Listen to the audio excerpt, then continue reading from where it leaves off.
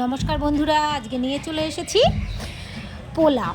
তো পোলাওটা কিভাবে করলাম আপনাদের সঙ্গে ভীষণ শেয়ার করতে ইচ্ছা করছে, তো সেই জন্যই আমি তাড়াতাড়ি চলে এসেছি। আমি এর জন্য 6 কিলো গোবিন্দভোগ চাল নিয়ে নিয়েছি। 6 কিলো গোবিন্দভোগ চালকে ভালো করে ধুয়ে জল ঝরিয়ে শুকিয়ে নিয়েছিলাম, এবং দেখুন চালটা কত ঝরঝরে হয়ে গেছে। এই চালটা আমি ঝরঝরে অবস্থায় একটু ম্যারিনেট করে রাখবো 2 ঘন্টা মতো। তো এর মধ্যে আমি দিয়ে নিয়েছি 250 গ্রাম আদা বাটা, 4 চামচ হলুদ গুঁড়ো কালার হবার জন্য, আর দিয়ে নিয়েছি 7 চামচ জিরে গুঁড়ো, 7 চামচ গোলমরিচ গুঁড়ো, 7 চামচ গরম মশলার গুঁড়ো, 7 চামচ চিনি। এইগুলো দিয়ে আমি খুব ভালো করে চালটার সঙ্গে মিক্সড করে নিয়েছি। মিশিয়ে নিয়ে আমি 2 ঘন্টা রেস্টে রেখে দিয়েছি। 2 ঘন্টা রেস্টে রেখে দেওয়ার পরে আমি একটা কড়াইয়ের মধ্যে চালগুলোকে তুলে নেব। সম্পূর্ণ রান্নাটা আমি কাঠের জালে করব, কারণ কাঠের জালে রান্নাটা খুব সুন্দর হয়। আর এর মধ্যে আমি দিয়ে দিচ্ছি, মেশানো চালের মধ্যে দিয়ে দেবো 7 চামচ ঘি। তো দিয়ে আমি খুব ভালো করে মিশিয়ে নিয়েছি।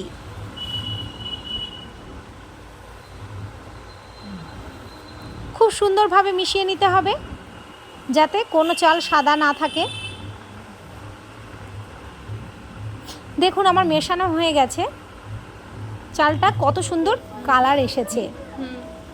তো এইবার আমি কাঠের উনুনটা জ্বালিয়ে নিয়ে হাঁড়িটা বসিয়ে দেব, এবং দিয়ে দেবো হাঁড়ির মধ্যে 250 গ্রাম ঘি।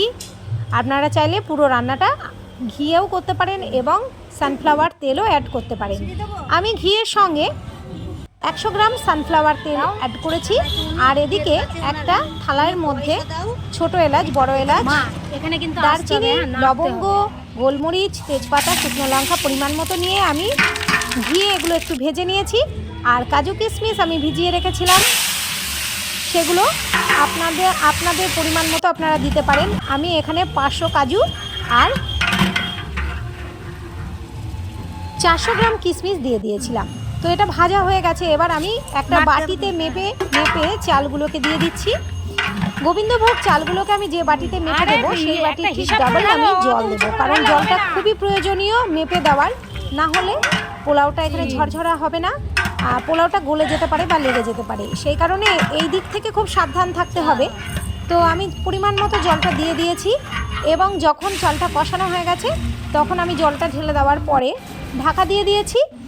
ঢাকা দিয়ে যখন ফুটে এসছে, জলটা টেনে নিয়েছে একদম, কাঠের জালটাও একদম সঠিকভাবে দিতে হবে যাতে ধরে না লাগে নিচে। দিয়ে দিয়েছি এরপরে আমি ঘি, যাতে চালগুলো গায়ে গায়ে না লেগে যায়। তো এরপরে আমি এর মধ্যে দিয়ে দেবো, পোলাওটা যখন হয়ে যাবে তখন আমি দিয়ে দেবো এর মধ্যে 3 চামচ কেওড়া জল, 3 চামচ গোলাপ জল, আর দিয়ে দেবো গরম মশলা। এবার আমি হাঁড়ির ঢাকনাটা একদম ঢেকে দেবো, দিয়ে একটু আটা দিয়ে আমি হাঁড়ির ঢাকনাটা পুরো মুড়ে দেবো। আধা ঘন্টা পরে আমি হাঁড়ির ঢাকনা খুলেছি। দেখুন কত ঝরঝরা আর কত সুন্দর দেখতে হয়েছে, খেতেও দুর্দান্ত হয়েছিল। আপনারা অবশ্যই করে একটু ট্রাই করবেন। কেমন লাগলো আপনাদের অবশ্যই কমেন্ট করে জানাবেন।